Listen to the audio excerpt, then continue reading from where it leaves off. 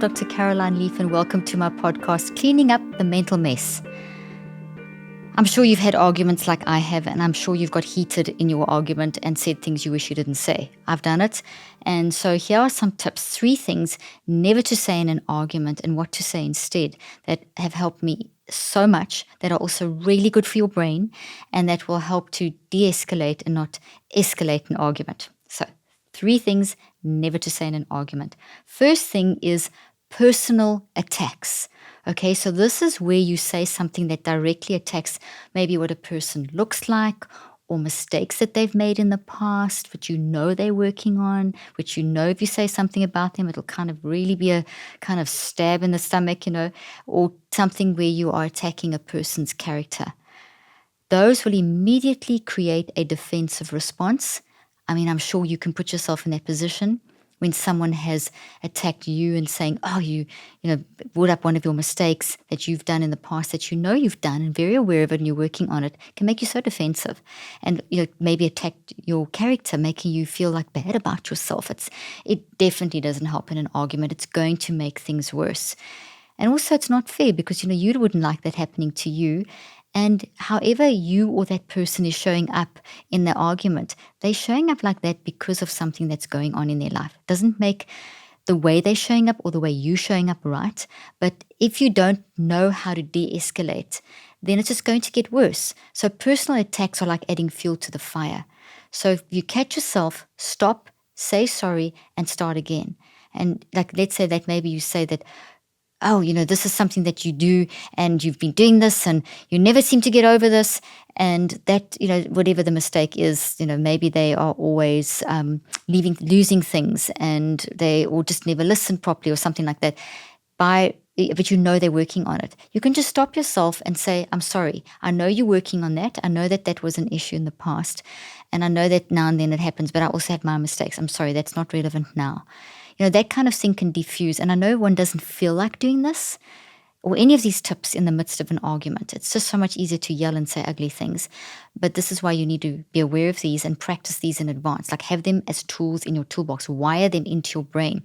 Remind yourself, train yourself. This is what I've done. Over 63 days, I have really practiced wiring these in. Do not do a personal attack. And the other 2 tips that I'm going to give you as well. So the second tip is never use absolute statements. Absolute statements are things like you always, you never. So I used to catch myself saying to my husband, you never listen to me. And now that's not true because he does listen to me. And yes, he does go off in his own world sometimes. And there are times that I'll ask him something and he'll look at me and he's nodding his head, but I know he hasn't heard. And then I get really irritated. I know that. But to say you always is not fair or you never listen is not fair. Always and never create a sense of hopelessness and a sense of defensiveness and will accelerate an argument. It's rather better to be very specific and focus on saying, I felt like we had already had this discussion. I thought I told you. I don't know if you remember, but I actually told you this or I texted you this information. I think maybe you didn't read it or you may not remember. But it does frustrate me that I did go to the effort to text you or have this discussion and you're not remembering it. Is there a reason? Do you remember me discussing this with you? Something like that. And as hard as that is, and you notice that I used a fairly, flat, monotone kind of voice, not high emotional voice, but, bring your tone down. That is a way of dissipating that negative energy that's firing up an argument. And you may have to take a very deep breath, in for 3, and out for 7 to create that mental space, push some oxygen to the front of the brain, get the blood flowing, get the beta wave, which is a wave that can increase in amplitude in your brain, an energy wave that can make you feel very hyped up, get that calmed down before you manage to say it in that calmer voice. But it is so worth it because it will de-escalate. And if that person is reacting negatively, if you get that under control and the person continues to react negatively, then you have every right to say, okay, this argument's going nowhere, let's move away from the situation. But really practice not using absolute statements. As I said, I still catch myself doing this and I stop immediately because I've wired this network in of these 3 things not to do.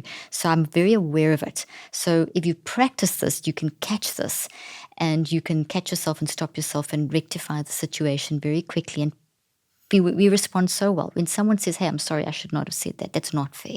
Let me just get back to, what we're actually arguing about or whatever. It's always generally, most 99% of the time, it's going to work to de-escalate the argument. Because remember, the argument, when you're having an argument, your objective is not to increase conflict.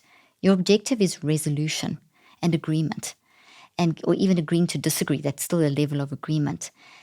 That's how you move forward in a constructive way. Otherwise, it's destructive. So an argument can be a learning tool. You can learn more about yourself, more about the other person, and you can turn it from being destructive into constructive. Third tip is be very careful of dismissing another person's feelings. It's extremely invalidating. I have been so mad when someone that I'm talking to just says something to me like, you are overreacting. That's just like a red flag. I'm sure you can relate. And I've said it to people, you're overreacting. And it's been a red flag. They have overreacted. So be very, very careful of saying things like, oh, it's no big deal. Or, oh, it's like, you're overreacting. You're being too sensitive. Those kinds of things are quips that we'll say that are very, very hurtful and very dismissive and very invalidating. And none of us like to do that. So it's better to, if you can, once again, catch yourself doing it, stop, take that breath, say sorry and say, look, I didn't mean to dismiss your feelings. I didn't mean to invalidate them. You're totally in your right to have those feelings. But you know what? I just want to, make sure that we understand, that I understand why you have those feelings. And I feel this, and this is what I'm feeling. What are you feeling? I see your feelings like this. In other words, there's a discussion back and forth. There's the apology, or there's the catching yourself, or there's this immediate, I see that you're really upset. I'm not sure why you're upset. I'd love to understand why you're upset. Why I don't want to just dismiss your feelings. I want to validate that. I can say, even though I don't understand why you're so frustrated or getting irritated now, I see you are irritated. So there's a reason. So help me understand. Those kinds of things are better than just, hey, you're overreacting, that kind of thing. Okay, so 3 tips that really help in an argument are: don't do personal attacks, be careful of absolute statements like always and never, and be careful of dismissing feelings, which are very invalidating. So just on the constructive side, focus on the specific task. Focus on the specifics of what you are arguing about. Be very careful of, if you're arguing about X, that you don't bring in Y, Z, A, B, C as well. Keep to the point, the discussion. So if you are arguing about when to discuss something with someone that a discussion needs to be had, and you think it should be one way and the other person thinks it should be another way, and it's important for work to have this discussion, keep to that discussion and work it out, and keep to that specific thing. Don't allow yourself to go all over the place, okay? And because when you do, that's when you're going to start the personal attacks and the absolute statements and the dismissing of feelings. So try and be very specific and keep to the specific issue at hand. And be very, aware of actively listening to the other person. So easy to overtalk someone. It's really easy to just, like as they're talking, get fired up by what they're saying and react, and then overtalk, and then you end up yelling at each other. Let the person talk. Let them finish talking, and then say, okay, I've heard you, let me talk. So that turn taking is really, really important. So those are a couple of constructive things. One other constructive thing you can do is, you could get a very neutral word, like something silly like apple or pancake or chocolate or whatever. I like chocolate.